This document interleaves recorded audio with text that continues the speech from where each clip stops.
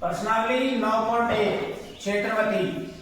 इसका पहला सवाल है, ये मेज दे रखी है, इसके ऊपरी पृष्ठ का क्षेत्रफल हमको ज्ञात करना है। तो देखो इसमें समलंब का क्षेत्रफल का सूत्र लगाना हमको 1/2 समांतर भुजाओं का योग गुणा उनके बीच की दूरी। समांतर भुजा कौन कौन सी है? ये समांतर भुजा है दोनों आपस, और ये इनके बीच की दूरी है, ये इनके बीच की दूरी है, वो हमको दे रखा है 0.8 मीटर। और ऊपर का इसकी ये भुजा है, इसका मान दे रखा है 1 मीटर, और नीचे वाली भुजा का मान दे रखा है हमको 1/2 मीटर। तो 1/2 का 1/2 समांतर भुजा कौन कौन सी है? 1 और 1.2, और गुणा उनके बीच की दूरी कितनी है? 0.8। तो यहाँ लिखेंगे 0.8। पहले इन दोनों को जोड़ना है, 1/2 गुणा का चिन्ह होता है, जुड़ेगा ये हो जाएगा 2.2 और गुणा 0.8, 2 का भाग दे दिया 1.1, गुणा करेंगे तो ये आएगा 8.8 metre square, 8.8 metre square. 2 point है, 1 पॉइंट इसका और 1 पॉइंट इसका, तो ये आएगा आपका 0.88 मीटर स्क्वायर। ये पहला सवाल आपका। दूसरा सवाल है, इसमें हमको देखो समलंब का क्षेत्रफल का मान दे रखा है 34 सेंटीमीटर स्क्वायर, और उनके दोनों के बीच की दूरी दे रखी है 4 सेंटीमीटर। समांतर भुजाओं में से एक भुजा दे रखी है हमको 10 सेंटीमीटर, दूसरी भुजा हमको ज्ञात करनी है। तो देखो समांतर समलंब का क्षेत्रफल का सूत्र लिख दिया हमने, 1/2 समांतर भुजाओं का योग गुणा उनके बीच की दूरी। क्षेत्रफल का मान दे रखा है, तो यहाँ क्षेत्रफल के नीचे 34 लिख दो, 1/2 गुणा समांतर भुजाओं में एक दे रखी है हमको 10, दूसरी नहीं दे रखी, तो दूसरी को हमने क्या मान लिया? x। इसको क्या मान लेते हैं? x। उनके बीच की दूरी दे रखी है हमको 4, तो यहां पर कितना लिखेंगे? 4। ये 2 से हमने 4 काट दिया 2 बार, तो ये हो गया आपका 34 बराबर 2 से 10 को भी गुणा करना है, 20 आ गया, 2 को हमको x से भी गुणा करना, तो ये आ जाएगा 2x। पक्षांतर कर लेंगे इधर की तरफ, तो ये हो जाएगा हमारा 2x बराबर 34 माइनस 20, तो ये हो जाएगा 2x बराबर 34 में से 20 घटा दिए, कितने बचेंगे? 14। तो x बराबर आ जाएगा 14/2, कितना आएगा? 7। तो x बराबर कितना आ जाएगा? 7 सेंटीमीटर। x बराबर कितना आया आपका? 7 सेंटीमीटर। दूसरी भुजा का मान कितना आ गया? 7 सेंटीमीटर। समलंब का क्षेत्रफल दे रखा था हमको 34 सेंटीमीटर, उनके बीच की दूरी दे रखी है, एक समांतर भुजा दे रखी है और दूसरी समांतर भुजा हमको ज्ञात करनी है। तो दूसरी समांतर भुजा को हमने x मान लिया था। समलंब का क्षेत्रफल है 1/2 गुणा समांतर भुजाओं का योग गुणा उनके बीच की दूरी। क्षेत्रफल दे रखा है, तो क्षेत्रफल के नीचे क्षेत्रफल लिख दिया, 1/2 का 1/2, समांतर भुजाओं में एक दे रखी है 10, तो 10 लिख दिया, दूसरी नहीं दे रखी, दूसरी हमने क्या मान ली? x। उनके बीच की दूरी 4 है, तो 4 लिख दिया, 2 का भाग 4 में दे दिया हमने, 2 बार कट गया।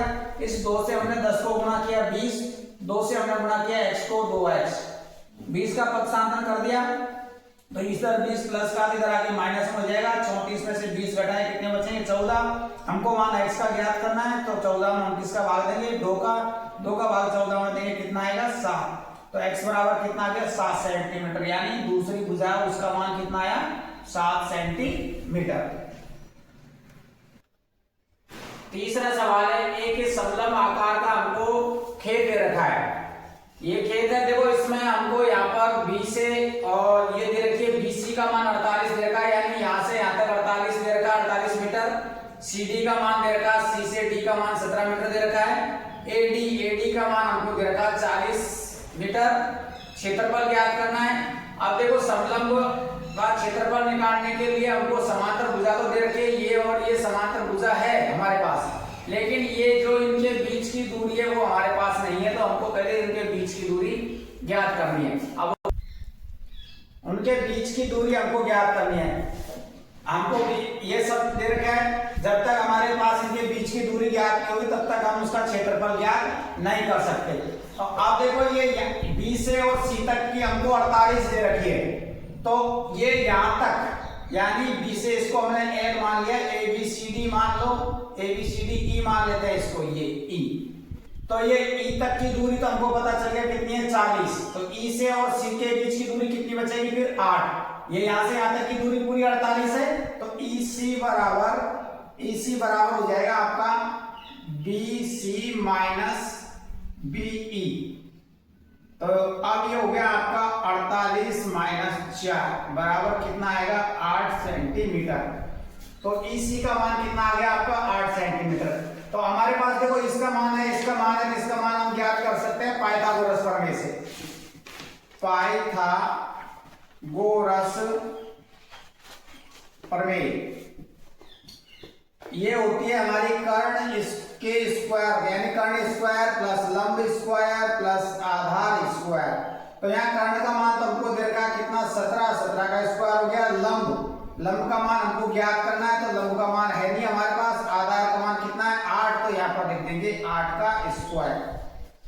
8 का स्क्वायर 17 हो गया, 17 का वर्ग होता है 289 और L स्क्वायर और 8 का वर्ग होता है 64। 64 का पक्षांतर करेंगे तो ये हो जाएगा L स्क्वायर बराबर 289 माइनस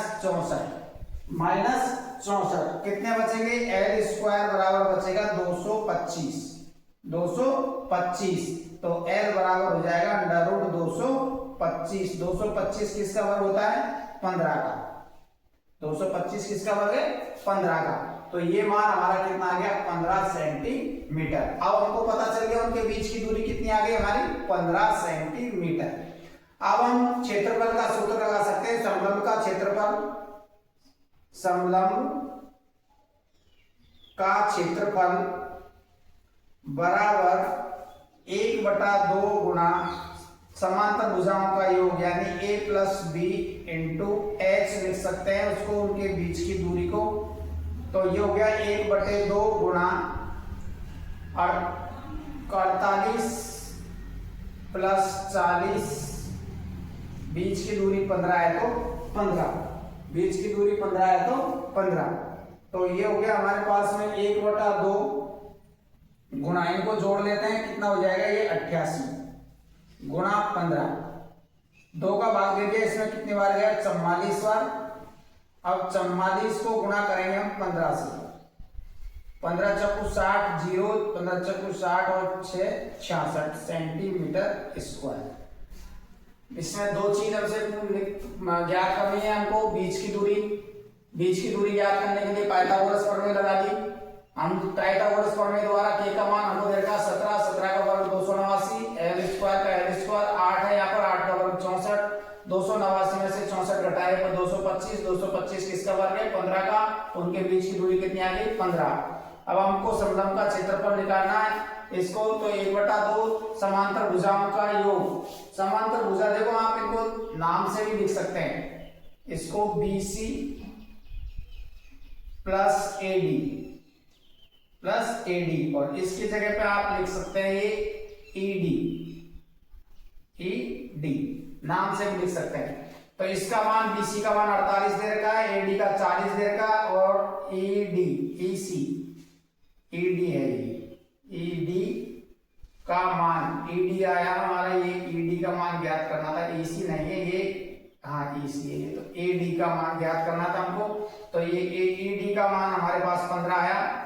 इन दोनों को जोड़ दिया 88, 15, 2 का भाग 88 में 44 को 15 से गुणा किया जब आया 660 सेंटीमीटर स्क्वायर। तो खेत का टोटल क्षेत्रफल कितना हो गया आपका, 660 सेंटीमीटर स्क्वायर। इस प्रकार ये आपका तीसरा सवाल